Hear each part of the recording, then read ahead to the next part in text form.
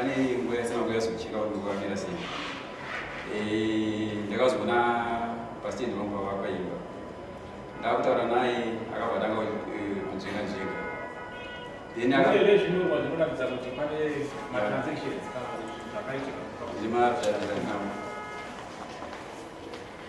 kuenda mberi atanga kunzvenga nzvenga akazongosenda meseji kuti asati apega pasitendi pavo saka paakapfiga pacho paakazondipa papane havasi kusvika even 500 square meters saka ndazomupindura kuti pameseji kuti asikati akukoti ndakuchimbotora 800 square meters zangu vandaisa waya uyamwe padego nemukadzi wacho saka ndakuti uya kutitaurira pagiraundi haasobatikana nhasi handizoziva zita rakeanodza but vana uchiza uri maistate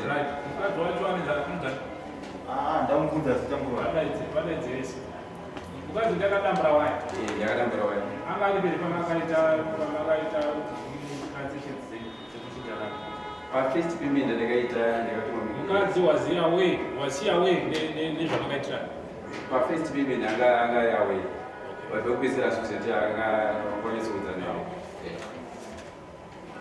sei asina kuya kudai mukadzi ai munhu wakamhangarira imoleni baron mama akachitiza tizo oileni baron pamwe mutosaspekta kuti pandakasvika mukachitana mukadzi wacho anogamba akatora mumwe munhu mukadzi wacho ndiye akandaatenda ndiona usiya so eyodai munhu oileni baron pamandaza mandaza inosi paseri peruware pepazisa sabhuku anoiziva here nyaya zvizivakandatoranaye titakuti sabhuku aizive nyaya iyi handitika ileni baron riite sei ribatwa riuye kuno zvino zvatakuda kuti tiite wegift toda kuti dare riuye kumusha handitika uone nzvimbo yacho yamakawirirana nayo nemukomana handitika pane appreciation nezviri pagiraundi dare rine rinosungwa nemudzimbe chete mbudzi dare rinoita $60 kana mbudzi chayo rituye kumusha tozotaura nyaya next Sunday takuziva zviri pagiraundi handitika right dare tichienda kuti toda kuti tione sabu mandazi inosi mandazi auye pagiraundi nekomiti yake nevanhu vakatenderedza ukaona vanhu vakatenderedza maneighbors aripo vanofukidza kuti vanobatsira panyaya vaita sei saka iko zvino izvi gift takuita kuromba kusumudza chini kusumudza dare totsvaka zuva riri convenient kwauri pakateshoni raunenge uchiti uri free tosakana kugiraundi nechi nedare toratidzana zvatoratidzana ipapo zvakaitika pagiraundi tozvakakutidana sabhuku wavo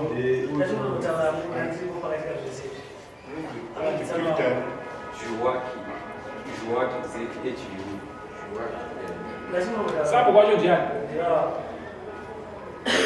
kumati sabhuku inoswati mandazi vana vanodzungaira dzikamai ari masabhuku mandazi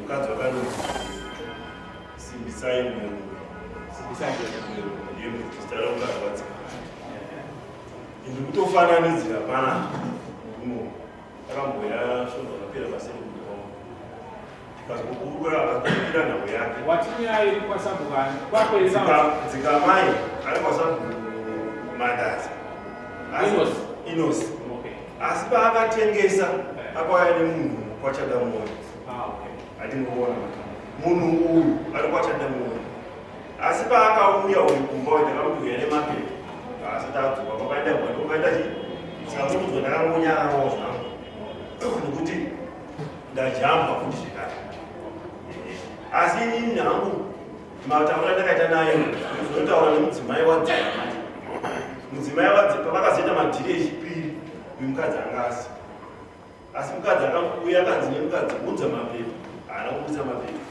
ini ndakamubudza mapepa akati watakugara wotakoza mene kuti wakapinda here wotakoza unogara mapepa wauya une nyaya yamafarika nemapepa isitoskodhira tichibva nechi nemapepa andikuona nhasi ari kubudisa mapepa mukadzi wadzimai asi kuziva kuti akatengesera navo 800,500 Asida yakabusa bepo. Ukadza kuti mwana ndasana kuti yakazofedza mune onini. Saka ali mubhuku mako iwe uyu chiyogara. Iwe gikufuratira pepa. Dauti awo ndari pa.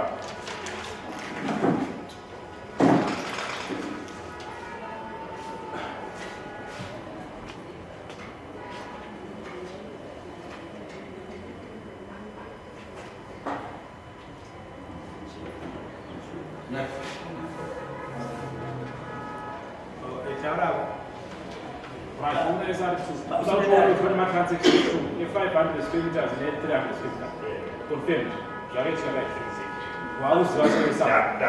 Asi kuzoti munhu wedu ari mumusha muitsotsi ile baro akatengesera munhu takuchibatsira manje tinoda kuti tibatsire munhu akaita seakatsotsi tiri pamwe chete is a directive from me now kuti ndinendayo ure wakuza zvandotaura ini tibatsire munhu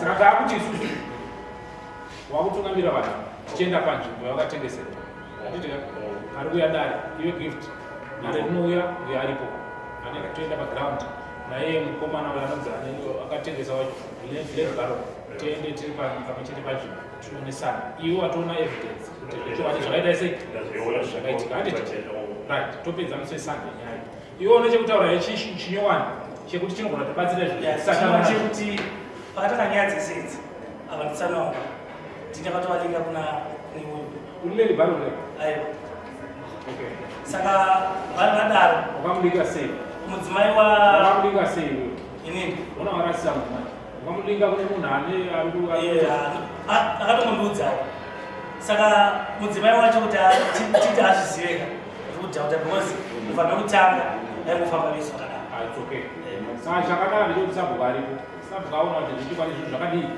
zvakaitika hatidi kuti munhu atsotswe achitika saka unoshanda pamwe chete nasabhuku nedare kuti munhu awane zvaanofanira kuita sei anditi saka mari izvozvo taakusumuka tichiita urongwa kusumudza dare kana une mbudzi yacho osiya kana usina utoitsvaga papeshoni sesande kana dare rauya kumushawo sande tinodzoka pano topedza nyaya andizvere sabhuku saka zvinokumbira kuti munge muri pano nesande kana mupapa zvakanaka.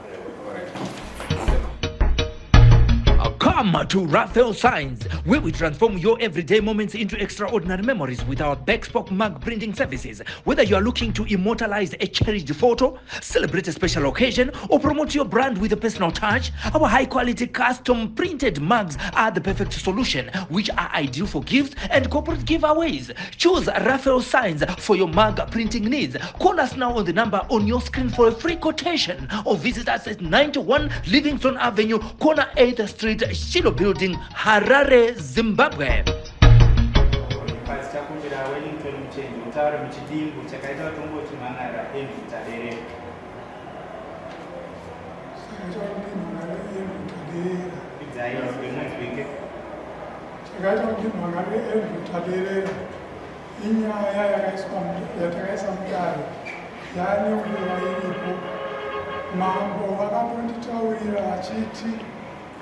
maererano nenyaya yeyadhi yako asarama munhu mumwe chete anonzi Andrew iye kutamubvisa kana nguva ichinge yakwana. Saka inini nokungora kufamba kwenguva ndikati vamwe vanogona kuti vakakanganwa, saka ndakazoti regai ndiuye ndizonhanhara nyaya yangu kuti Darera azobva payadhi pangu.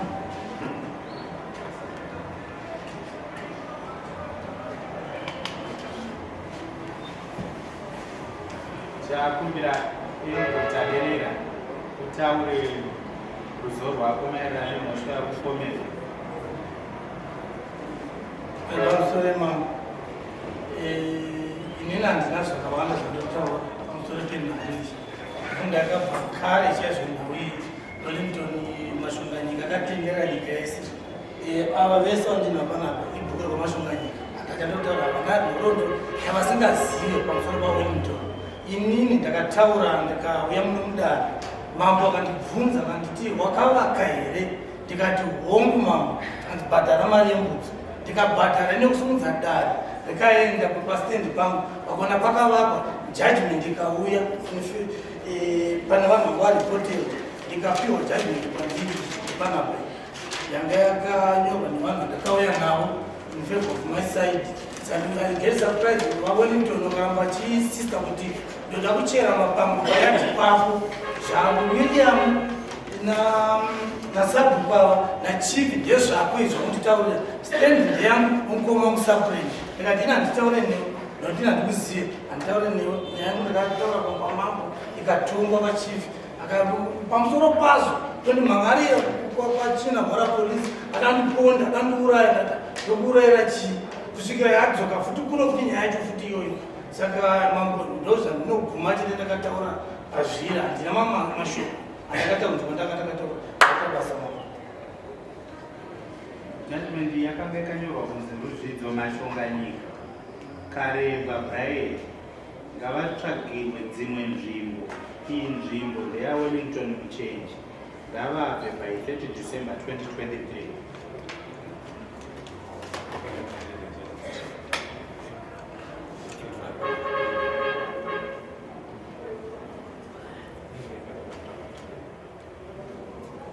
Iyi judgment wakaiona here Andrew? Ndakaiona. Stranguri pamusoro kapa pamusoro apa pama-accused persons ari pamusoro apayo ndopandakasimudza kuti hatina Karemba tiri vaviri naKaremba tikabhadhara mbudzi $15 plus $15 akanzi anobhadhara $30 ta $60 makuru takaenda panzvimbo ikadzoka verdict ikapiwa. Saka verdict iri in favor of imimi here? Yes. Iri kuti kodini? Iri kuti kavanhu vakanzi by 30 December ndavafanira vachibva pavagere ipapo nokuti we are 3 tatina Karemba kozi yaRuzvidzo neni ndaderera. Judgment iri kuti Ruzvidzo Mashonganyika Karemba Brian ngavatsvagirwe dzimwe nzvimbo. Iyi nzvimbo ndeyaWellington Muchenji ngavabve by 30 December 2023. Kwenini taderera makati kutine zvako kusaranga nokuapia pamusoro pama-accused nokuti dai rakanyorwa ka nemuona rakapindwa pazasi panana Ruzvidzo nanakini ndomataura ari kuita pepa yemambo. Handisi kupikisa zvakanyorwa pasi asi inini pama-accused dandiripo zirangu riripo pamusoro papepa iroro asi verdict ichizopiwa pasi pacho ine vanhu vakanominirwa. Sabhuku munoiziva here nyaya ndakaiyaninguva yakareba. Pekutanga inini ndakapa munhu wani wandakapa nzvimbo Ruzvidzo ana uyanga vakamushaka ndimamambasabhu semwana womusha semwana womusha angari ndeuyu akapa uyu tikati anga vatakapa mutombo vakatariwa kana ane mwana womusha avakawo musha wake kandagara handizve zvakataura vaita kabvisa zita rani remwana wacho handizve saka ndo zvatofana kuita saizvo nyaya iyi mambo kwakuendwa kwasapureni masapureni ndoku pazasi ari kurema nzvimbo dzisiri dzake takamboenda papa pane imwe judgment yandakaona iyeyo mukati Wellington mukati Wellington enda munogara pawakasiya waiswa nani nevabereki vako judgment iyoyo tinayo kuyanenga nayo asi yakaenderera mberi futi yakumonera Karemba apa tava nenyaya yamutadirira handizvika kunamuzoa mashure pakuona zvekupadza pedzi basi vanhu vafanirwakachena taura nyaya yamutadirira pano judgment iri kutaurira vanhu vaviri vanhuvatitenga chikonzero chakaita kuti tadirira asiwe pakuna mambo nekuti anga akavaka ari mwana furu mushaimomo anezvitira tayo chiitai kuti aite sei agare asi vamwe havachadirwe kuita sei kuenda handiti vakatsvagirwa here vanhu kuenda kuenda taderera ogara sezvakataura mambo zvakanaka kufamba zvakanaka. Come to Raphael Signs, where we transform your everyday moments into extraordinary memories with our Backspoke mug printing services. Whether you are looking to immortalize a cherished photo, celebrate a special occasion, or promote your brand with a personal touch, our high-quality custom printed mugs are the perfect solution, which are ideal for gifts and corporate giveaways. Choose Raphael Signs for your mug printing needs. Call us now on the number on your screen for a free quotation, or visit us at 91 Livingston Avenue, corner 8th Street, Shilo Building, Harare, Zimbabwe. Kudaidzwa kwamaita nedare ruda kunzwisisa pamusoro penzvimbo dzamugere kuti makadziwana sei, makadziwana rini, makadziwana kunani, munozikanwa here kwaSabu, munozikanwa here kwaIshe, munozikanwa here kwaMama. Saka tichatanga na anonzi Lucky Majawi aripo here. Nzvimbo wakaiwana kunani uye rini? Vachitaurisa nzvimbo ndakaiwana 2019. wakaiwana kunani? Wawamuchinji Akakutengesera ndiani? Brian Muchinji. Brian Muchinji. Wakatengeserwa mari? 1,700. Nzvimbo yacho yakakura sei?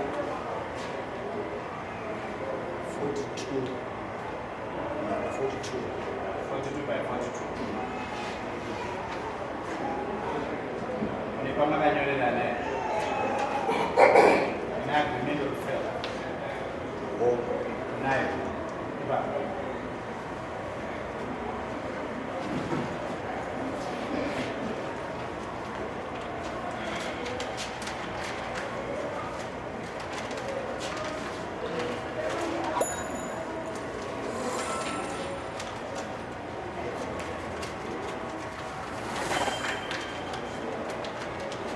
kwaSabu kunozikanwa here? yakwaSabu kunozikanwa. Ko kwaIshe? kwaIshe takatopedza kuzikanwa. Ko kwaMama? kwaMama takatopedza zvese kwaSabu Jackson. Makapedzera kwaSabu Jackson. Sabu kani? Jackson Jiwa. Okay, takuenda pana Roadwell Imingu aripo here? Sipo ruzo rwako maererano nenyaya yakushuva nzvimbo makatenga kunani?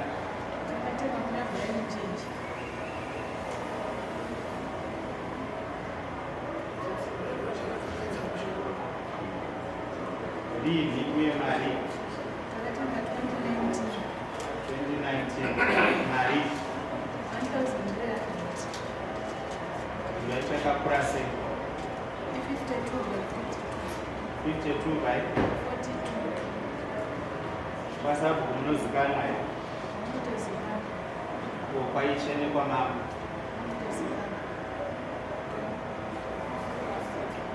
Toenda pana anonzi Lunia Tom arime tipo ruzo rwenyu?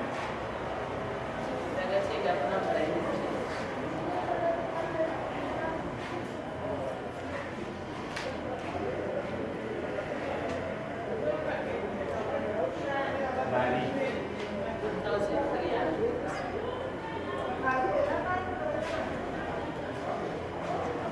1,300.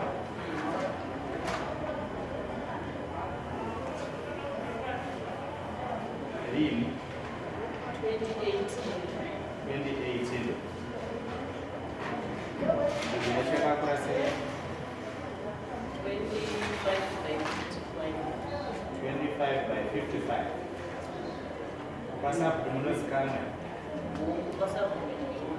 Ko kwaIshe? Ko kwaMama?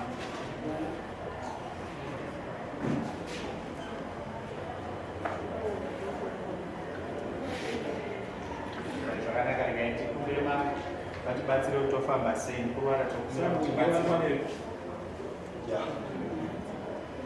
Alo. Waje? Alright, unaipanze. Mozo kupita kana sabu kuchikiwa. Uzo wati munoga akwachikiwa mesi. Alright, unaipanze kana sabu kwa wewe kuzopita. Hadi